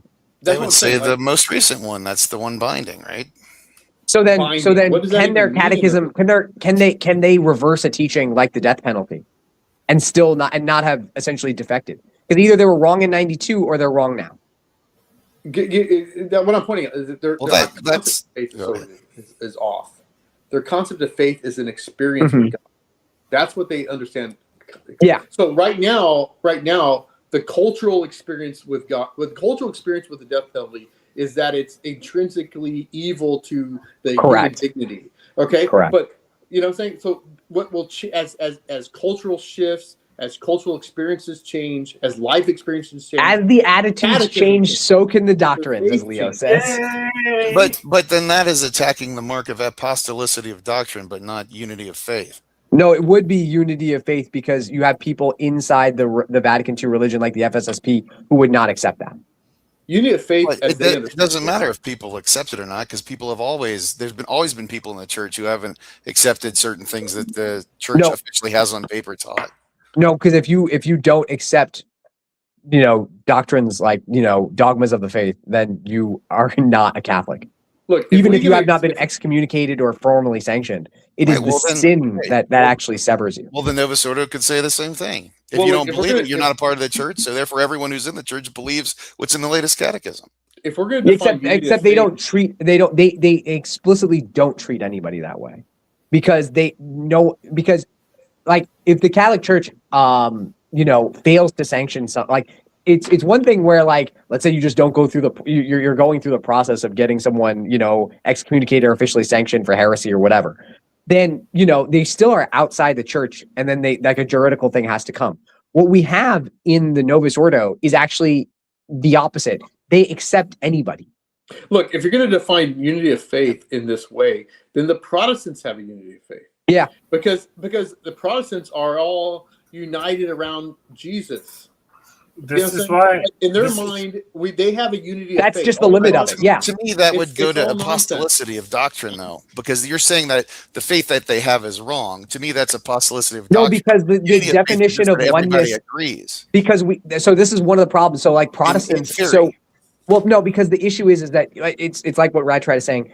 Like if a Protestant proclaims the Nicene Creed and says, I've had a Protestant say this to me, I believe everything in the Nicene Creed, right? Everything. The problem with that is their definition of oneness is not a Catholic definition. So they can say that they are one. That's actually an excellent point. They can say that they are one in faith. It's just that the only thing that matters is a fiduciary faith in Jesus Christ as your Savior. And that is the oneness. The problem is the Novus Ordo redefines faith as the Catholic understands it. So they could have unity of faith, but they define faith in such a broad sense that anybody can fit that. A Hindu could have faith. You're saying, like, anybody can have faith in the Novus Ordo religion because they literally don't have a. I had this. I did a video a couple of years ago on, who was that guy? That Scottish dude. I can't remember his name. The bald head. Nugent? Is it Robert Nugent? Yes. Yeah. He talked about faith as an experience with God. And I. Oh yeah. And that's about as modernist as it gets. And he said faith is an experience with God. That is the Novus Ordo faith. They have no concept of what a Catholic view of faith. And I even quoted Trent to him, the Catechism of Trent, where it talked about faith being where we believe the doctrines that God has revealed because God has revealed them. It's not an emotional thing; it's an intellectual assent to truths that God has revealed. So that's how we can say a statement of faith. Like whatever. We believe these things to be true. Like, say Abraham believed God. He believed that what God said. It wasn't an emotional thing. It wasn't like, oh, I feel God in my near me and I truly feel. No, he believed what God said. And then, but that's not they have totally abandoned any kind of sense of Catholic faith. So when they say faith, they use the same terminology, but they have absolutely no concept whatsoever of a Catholic. They think he actually accused the Catechism of Trent as being Gnostic. Wait, in my comment section. If you look at that video, in the comment section, that guy actually commented and interacted with me, and he said that I was being Gnostic when I quoted Trent to him. How is it Gnostic if you can literally point to what he has a modernist view? But the definition of Gnosticism has to involve a secret knowledge. And if it's like I can buy the book. He was saying that because it was all in my head. It was all intellectual. That it was that I had a Gnostic. I'm speaking to somebody who we just have the different wavelengths. So Aquinas shouldn't have written the Summa because, it's just it's too intellectual. It's too Gnostic. I can't fathom the ridiculousness. Okay, but he accused Trent of being something to be Gnostic. My goodness. In my comment, you can go to that video where I have it. And That's I talk wild. about that. And Wait, he who was this accused guy? me of being Gnostic. Robert And Nugent. I quoted Trent. Robert This is Nugent. the definition of faith. And he said, "You're a Gnostic." And I said, "You are proving my point that you have no faith." SedeP need to call him a Gnostic in the voice of Robert Nugent. With Robert, Scottish that's accent. the guy, Robert Nugent. Oh, he's See that Irish. video I did. Gnostic there, Anthony. I tell you, you're a Gnostic. Yes, I think that's see that more video? Irish. Is he Irish or is he Irish. Scottish? He's Irish. But He's I get, Irish. Okay. I get Yes, them see- mixed Oh, up. the Council of Trent to me, it's totally Gnostic. I'm telling you, see, if you watch that video and you go to the comment section, I have it pinned because it was so ridiculous that he saw the video I obviously did where I was commenting on one of the nonsense he said, and then he put his comment and I interacted with him as showing where his view of faith was a modernist view and that Trent contradicted him, and he called what I said, quoting Trent, to be Gnostic. That guy's something else. But that's, I don't He's know an what to say, intense dude. Yeah, it's what I'm saying is because they have no concept of what because the real unity Catholic faith because the is. unity of faith is not based on like quote unquote just like what's on the books in that kind of a sense. It's a unity of faith among the members. That the expectation is that all of these people believe the same thing. I mean, you got your differences in terms of like how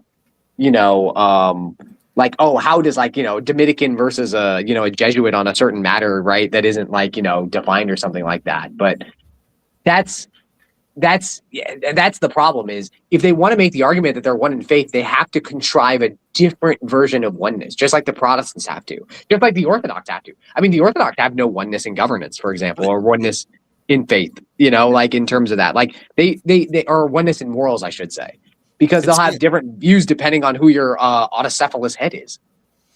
But they would argue you're switching the standard because if you're a SedeP, you're using the standard of the, if you don't believe what's on the books, you're a heretic, so you're out. They'd say, okay, well, we apply that to us. And that standard, we have unity of faith. Because what's on the books is we have... But you don't, but the issue is you don't, because you have people who are in good standing, publicly in good standing, right? Who contradict what is on your quote unquote books in both directions. Right, but they would say that's a failure of enforcement or failure of discipline, but it doesn't mean that there's a lack of unity of faith. Why would they say that's just a failure of discipline when these people are not only in the case of many on the other side, they are actively promoted. So it's not just a failure of discipline; it is an active approval. Who's promoted? So, for example, if you promote someone, right? If you have into positions where when they've espoused heresies, right, or espoused essentially defiance to disciplinary kind of stuff and things like that, and you essentially say, yeah, you know what, we're going to turn you into a cardinal, or we're going to turn you into a bishop, or we're going to give you a position in this, dicastery, whatever it may be, then you can't argue that it's just like a lack of governance. It is an active approval because it is not impeding their ability to advance in this institution. No, yeah, I see what you're saying. They would say it's a crisis of discipline, catechesis, interpretation, prudential governance. They say on the books, everyone believes this is what you're required to believe, but they say if you don't believe it, then they're not going to enforce it. So they'll say lack of enforcement doesn't mean we're all supposed to believe X, and that's what we present to the world. Then the issue does become that they have abdicated their mission. What you're saying is, as a society, right, not as like individuals. What you're saying is, as a society, this institution does not have a mission to sanctify, or to teach, or to govern. They themselves do not see it that way. I'm not sure what. Well, that gets into. jurisdiction, mission, apostolicity. It doesn't have to do with jurisdiction. It's that if you believe this is the Catholic Church, which has the mission from Christ it's himself to teach, govern, and to sanctify. And what they're going to argue is that, well, you know, we all actually believe, we also have the same thing on the books, but essentially the institution responsible for teaching, governing, and sanctifying is no longer teaching, governing, and sanctifying. Well, then they could say Pius XII didn't excommunicate some of these heretics like Montini and Roncalli, who were teaching things, and they were teaching things that weren't Catholic, and they weren't disciplined, they weren't kicked out. In terms of like, I think people were put under suspicion for heresy, and it's you know, interesting what, you know, Montini or Roncalli, like what Pius XII actually knew about them, right? In that regard, right? Because at that time, it's not like nowadays. Like, it wasn't just out in the open where, you know, you can publicly just broadcast to billions literally on X. Like, yeah, I don't believe this thing, right? It's not as easily, you know, understood. So that's where I was like, you know, where I was trying to say, like, you could have like an issue where like someone's spouting heresy from a pulpit, but it doesn't get to the Pope in like a year or two. And then like, you know, you bring him in. That's like Father Feeney. It took a while for Father Feeney to get disciplined. And then he never went. Can we close this up here pretty soon? It's almost time. Yeah, I think SedeP's wanting to get in his jammies.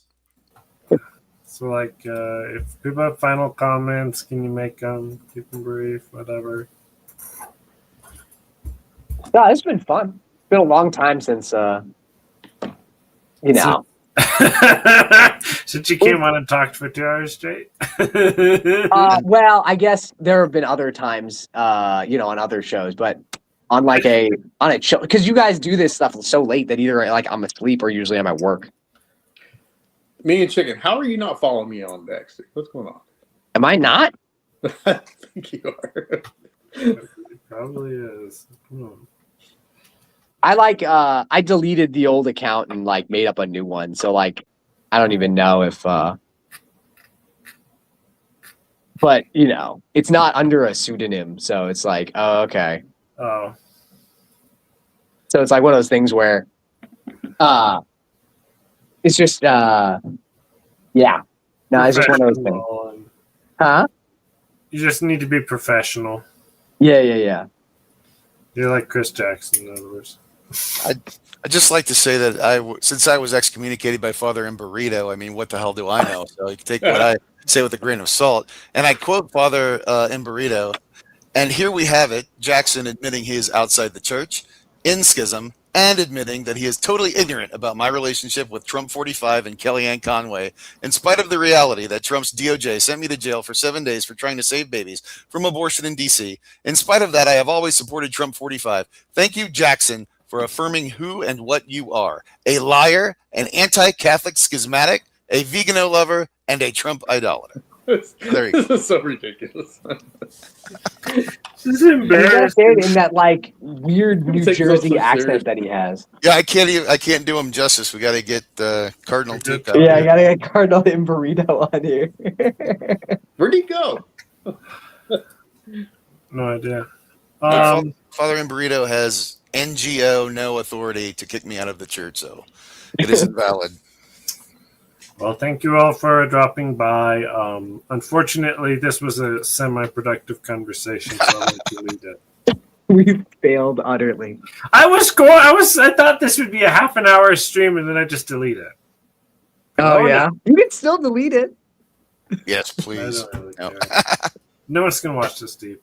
And everyone who's going to watch it has already watched it. Probably right. Okay. Probably. God bless. Good night. God bless. Thank you, guys. Bye.